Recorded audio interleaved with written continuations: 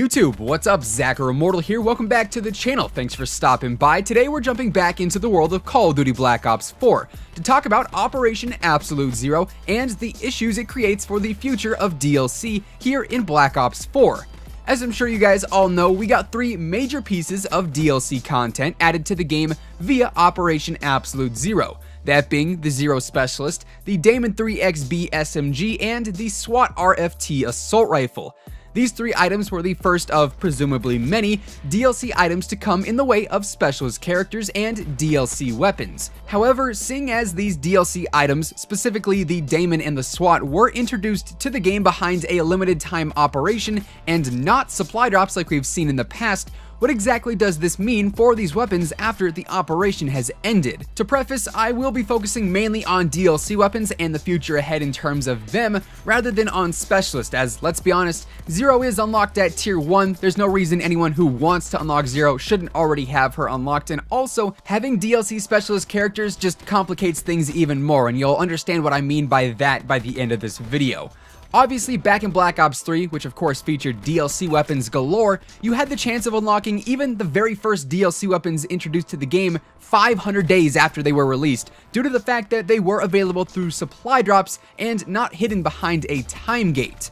But seeing as when Operation Absolute Zero comes to a conclusion, the Damon and the SWAT won't be available to unlock anymore, does this mean they're virtually gone forever? I feel like the quick answer to this is yes, they were available for a limited time. If you missed them, bummer for you. But at the same time, although that's the easier answer to this question, I feel like this scenario is one that will only bring more hate towards Activision and Treyarch. Granted, I feel like every scenario I'm about to mention won't be particularly great from Treyarch's point of view. If the weapons, and I guess Zero as well, included in Operation Absolute Zero are indeed only available for a limited time and will not return again in the future, I would highly anticipate a half-off tier sale or some sort of other tier bundle sale near the end of the operation to entice those players who haven't unlocked the weapons yet to purchase tiers, so that way they can guarantee themselves a cool new DLC gun. This, of course, is the money-first scenario that honestly wouldn't surprise me. I mean, it's Activision after all, and those dollar signs seem to be the driving force behind a lot of their decisions, but that's just business. The alternative to this scenario would be adding the Damon and the SWAT back into the game at a later date as a part of, say, a special order. Seeing as we've received some of our pre-order quote-unquote exclusives already featured in these special orders, I wouldn't necessarily put it past Treyarch to implement our DLC guns in special orders. That way, anyone who didn't reach the designated tier in Absolute Zero would have a shot at earning them, unfortunately though, through COD points and thus actual money, and that sparks a whole other controversy. But there is actually a lot more to this argument than meets the eye. Special orders, at least so far, have featured cosmetic-only items in the way of specialist outfits, weapon variants, and weapon camouflages. However, if DLC weapons were to be added to special orders, that no longer keeps them cosmetic-only. As far as the Zero Specialist goes, I think it gets even more complicated when you bring her into the equation, as putting a DLC Specialist character behind a paywall or a special order just seems like a poor idea in general, and once again, it's not a cosmetic-only item. I don't see any of these aforementioned scenarios particularly boding well for Activision, as I think they just result in the usual Activision just wants money, they don't care about the fans comments, and even more hate being brought upon Black Ops 4.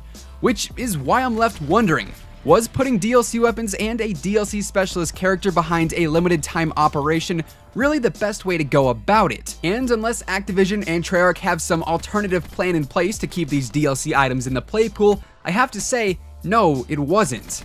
While having DLC characters complicates things even more, like I mentioned earlier, solely focusing on the DLC weapons aspect of this argument, having them fully available in supply drops back in BO3 made it so that you had a chance at unlocking any DLC weapon at any given time, which seemed to be more relatively acceptable for the most part.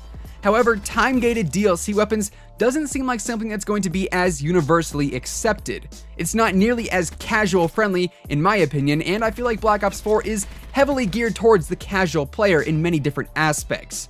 Not to mention, I feel like now any and all DLC weapons are going to be unlocked through operations, as they can technically be referred to as a quote-unquote free piece of content then, seeing as it doesn't necessarily cost any money to unlock them, you just have to play a lot and grind out a lot of tiers, but still, you don't technically have to pay money for them if you don't want to. So if we ever see a DLC weapon added to Special Orders or Blackjack Shop or through a supply drop system or even the Black Ops Pass, you'd immediately have the pay-to-win controversy return as well. While it is definitely fair to have some things hidden behind a paywall and others just be free for everyone, the same argument can't be made for things like DLC weapons. If you have the Daemon and the SWAT that are available technically for free in an operation, but then add in something like the Galil or the MSMC that's available for 800 COD points, it doesn't make sense. Those two things can't coexist. Either all DLC weapons are free or all DLC weapons cost money. It's one or the other. I feel like having a mix of both is just not a good idea. It's not a good equation at all. So to sum things up, I feel like Activision and Treyarch might have dug themselves into a hole here when it comes to releasing future DLC weapons and even specialist characters. As far as where I stand on the topic, I'm honestly not really sure if I can choose a side. I'm just more so curious as to what limiting DLC guns behind time-gated events is going to mean for the future of Black Ops 4's DLC content. Obviously, this is an entirely new approach to DLC, and we're not really sure what to expect as of now, seeing as Operation Absolute Zero still has over a month remaining. Nonetheless though, I do think the questions raised in this video can spark an interesting conversation, so feel free to let me know your thoughts on this topic down in the comments below.